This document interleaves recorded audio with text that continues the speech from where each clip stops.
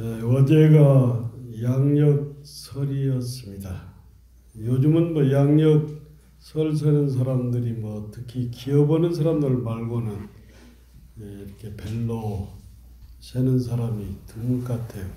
우리나라는 그 설이 참 많은 것 같아요. 동지도 아세라고 해서 작은 설이고, 그리고 입춘도 설이다 하고, 그 다음에 양력설이 있고 음력설이 있고.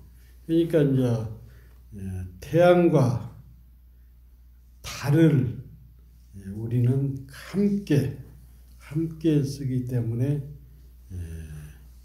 이렇게 설이 많은 것 같아요. 그래서 이제 이게 설날이 되면은 사람들이 다짐을 하잖아요. 다짐. 그러면서 다짐이라는 것은 이제 다른 말로 발언이고, 발언. 우리는 이제 되게 이제 설이 닥치고 그러면은 지난 날을 참회하고, 과거는 어떻게 잘못을 하더라도 이번 설부터는 잘 살아야겠다 이렇게. 그래서 불교에서 수행은 참회와 발언이 있죠. 부처님께 지난 날을 참회하고, 참회는 이참과 사참이 있죠. 이참은 뭐냐면 이치적으로 참회하는 것을 이참이다 하고, 사참은 실질적으로 부처님께 절을 하고, 그 다음에 잘못한 것을 그 인연에게 잘못했다고 말을 하고 뉘우치는 것을 사참이다. 공으로 돌리는 것을 이참이다 하고, 사참은 실질적으로 몸으로 부처님께 잘못했다고 하고, 또 누구한테 잘못했으면 그 사람한테 가서 직접적으로 잘못했다고 용서를 비는 것이 사참이라고 그럽니다. 그래서 이제 그 신영복 선생님이라고 얼마 전에 돌아가셨죠. 그분의 그 처음처럼이라는 시가 너무 좋아서 저는 그거 다 외웁니다. 그래도 같이 한번 들어보세요. 처음처럼, 처음으로 하늘을 만나는 어린 새싹처럼, 처음으로 땅을 밟는 색싹처럼, 우리는 하루가 저무는 겨울 저녁에도 마치 아침처럼, 처음처럼 언제나 새날을 시작하고 있습니다. 산다는 것은 수많은 처음을 만들어가는 끊임없는 시작입니다. 그렇죠. 우리는 늘 새롭게 삶을 이렇게 다져가는 것이죠. 특히 이제 이게 정초에 내가 가야 할 방향을 딱 정해놓고 가는 사람하고, 목표와 방향이 없는 사람은 길을 헤맬 수가 있단 말이에요. 그래서 부처님께서는, 또 선제동자께서는 분명히 깨달음에 가는 길을 제시를 했단 말이에요. 그래서 선제종각께서는 하암경에서 신이 있고, 십주가 있고, 십행이 있고, 십회양이 있고, 그 다음에 십지가 있고, 등각이 있고, 묘각이 있고. 그러니까 그 하암경에서도 선제동자가 깨달음에 가는 길을 이렇게 제시를 했단 말이에요. 결국엔 부처님이 제시한 거죠. 그래서 우리가 제일 중요한 것은 뭐냐면 믿는 것, 그것을 십진이라고 합니다. 십신. 다른 뭘 믿느냐? 내가 부처라는 것을 확실히 믿는 것을 가장 중요해요. 그래서 하엄경의 약창계나 법성계에는 초발심시 변정각이라고 이렇게 두 번이나 나오잖아요. 무슨 얘기냐? 내가 확실히 부처라고 딱 믿는 순간에 바로 부처라는 얘기라. 이것을 믿지 않고는 불교 공부가 아무리 절을 많이 하고 금강경을 다 외우고 신묘장구 대단하지를 100년을 하더라도 절대 깨달음을 갈 수가 없어. 왜 그냐?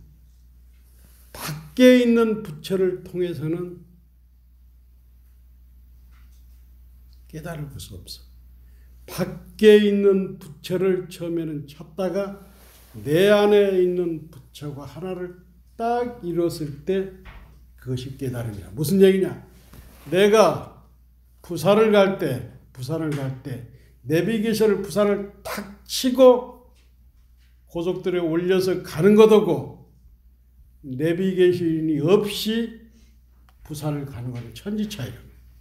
내가 부처라는 걸 확실히 믿고 천수경을 읽고 금강경을 독송하고 절을 하면 매 순간 나에게서 열애가 출현한다는 거라.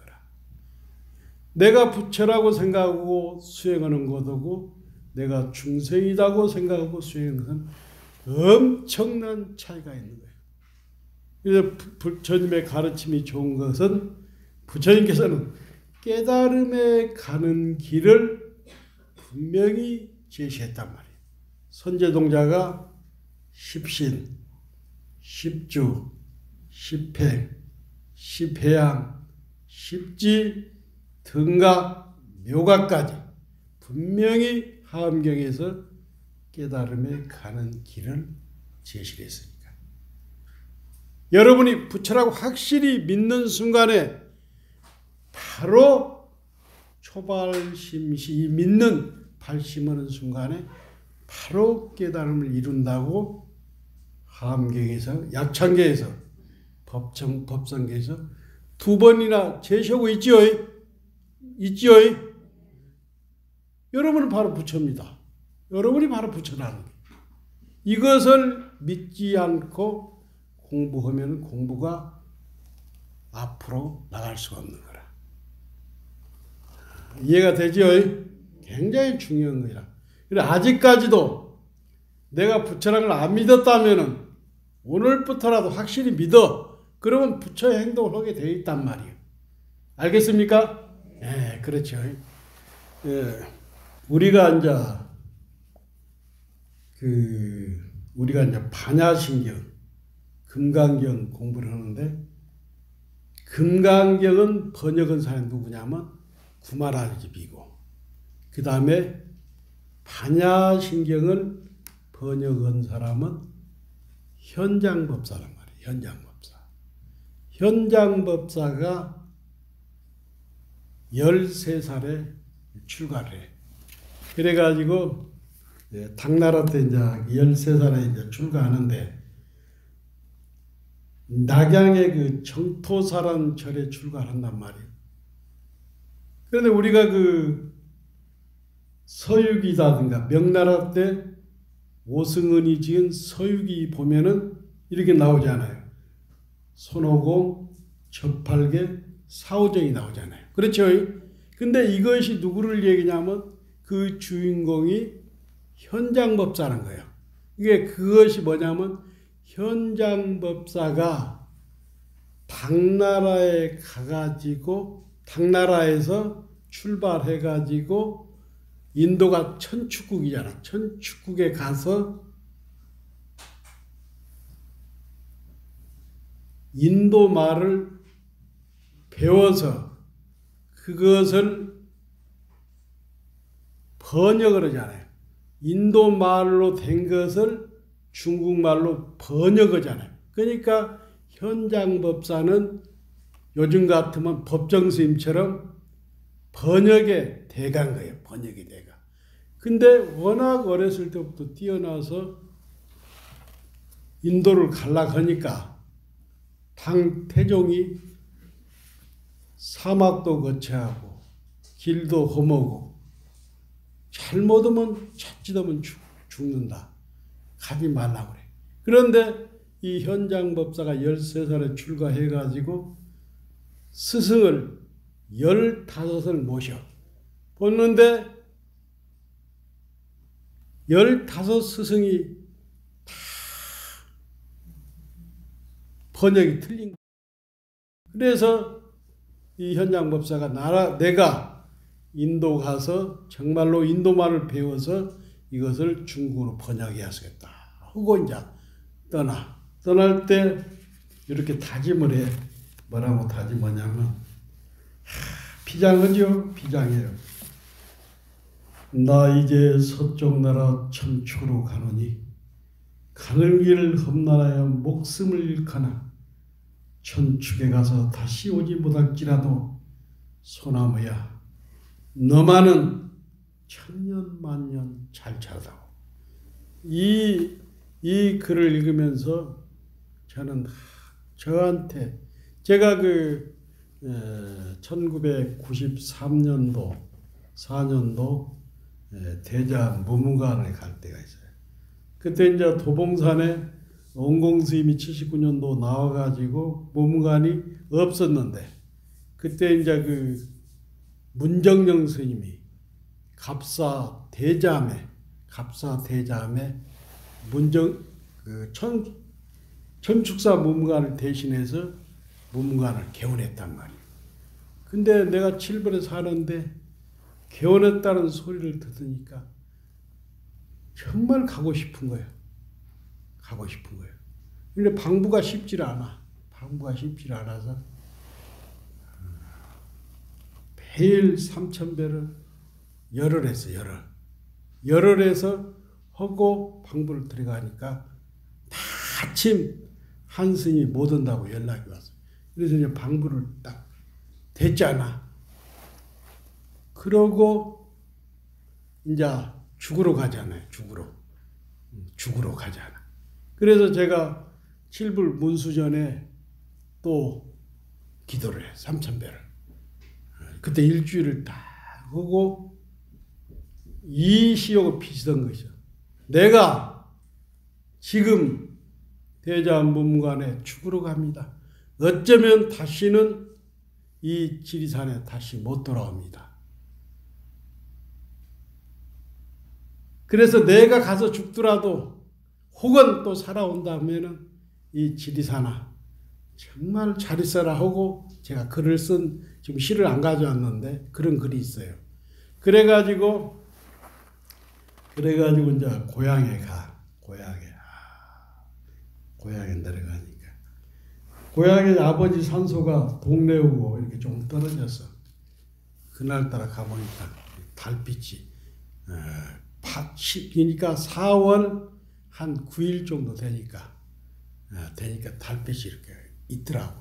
올라가서 아버지 묘소에 뭐라고 했냐면 아버지 어쩌면 제가 죽을 수도 있습니다 하고 인사를 하고 애딴 집에 어머니가 혼자 사셨어. 근데 그 어머니 방을 못 들어가겠더라고. 그때 내가 39이가 되는데 문을 뜯으러 가서 이렇게 못 가겠더라고. 그래서 바깥에서 이제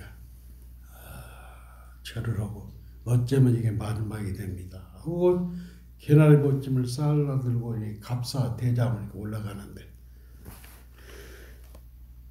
산도 울고 새도 울고 다 울고 그래서 이제 들어갔는데 그때 심정이 내가 그런 얘기를 이제 책에서 내 대장 31개 이렇게 썼기 때문에 생각하겠는데 아마도 이 스님도 이 현장 스님도 이런 심정으로 소나마 됐을 거예요. 그래가지고 제자를 몇 데리고 어디를 가냐면 개병국이라는 나라를 가. 개병국 가는데 근데 비가 부슬부슬 와. 비가 부슬부슬 오고 해가 저물고 근데 어디서 반짝반짝 불빛이 나는 거예요. 짐승 소리 울고. 그래서 거기를 제자들하고 쫓아가니까 소리가 없는 거예요. 그 토굴인데. 아주 토굴이 허물어지는 토굴인데 소리가 없는 거예요. 그래서 안을 보니까 80이 넘은 노스님이 신음소리를 하고 있는 거예요. 아파서 다 죽어가는 거예요. 그래서 현장법사가 아무리 구법 여행을 하더라도 그냥 갈 수 없잖아. 그래서 제자들하고 그 노스님을 위해서 한 열흘 이상은 간병을 해줬어. 근데 노스님이 현장법사의 간병에 도움을 받아서 정신을 차리고 그 다음에 기력을 회복해. 그래서 그것을 보고 이제 현장법사가 삼배를 올리면서 제가 떠나겠다고 하니까 노스님이 이리 앉으라고 손을 다 앉으라. 그러면서 벽장에서 반야신경을 다 꺼내주면서 이것을 해석을 해주는 거예요. 해석을 해주면서 만일에 가다가 어려운 일이 있으면은 이 반야신경을 3번만 읽으면은 어려움이 없어진다는 거예요. 그래서 제자들과 같이 이 작별을 하고 인도로 이렇게 들어가는 거예요. 인도로 들어가는데 겐지스강 상류를 가니까 원주민들이 그날을 뭐 하는 날이냐면 자기들이 믿는 신에게 제사를 올린 날이에요. 근데 한 달에 한 번씩 지내는데 사람을 제물로 이렇게 올리는 날이야. 제물로. 그래서 현장법사가 지나가다가 그 사람들한테 포승을 당해. 다 달라들어갖고 묶어버린 거예요. 그래서 죽게 됐단 말이에요. 근데 현장 스님이 그러지 않아요. 내가 죽는 것은 불교가 죽고 사는 것이 본래 공허이기 때문에 내가 죽는 것은 괜찮은데 법을 구하고 공부를 하기로 왔는데 이것을 중간에 그만두고 죽는다는 것이 너무 안타까운 거예요. 그래서 노스님 생각이 나는 거예요. 개분국에 계시는 노스님 생각나요. 어려움이 있으면은 반야신경을 3번 하라는 거예요. 그래서 현장 법사가 포승줄에 딱 묶여가지고 합장을 탁 하고 인도말로, 현장 법사 천재잖아요. 인도말로 반야신경을 3번을 딱 하는데 갑자기 하늘에서 천둥이 치고 번개가 치고 피가 쏟아지고 그러니까 이 사람들이 깜짝 놀라가지고 무릎을 꿇고 현장 법사한테 참회를 하는 거예요. 그래가지고 현장 법사가 인도에 들어가서 인도말을 배워가지고 인도말로 된 경전을 중국말로 잘 번역해가지고 번역의 대가가 됐는데 우리가 지금 읽고 있는 275자 반야신경이 바로 현장법사가 신신과 목숨으로 공부했던 것을 우리는 지금 쉽게 반야신경을 보고 있는 겁니다. 마반야 바라밀다 신경. 대지도 신경이다. 큰 지혜로 중생세계에서 깨달음 세계로 피하는 세계로 넘어가는 핵심 경정이 마반야밀다 바라밀다 신경입니다.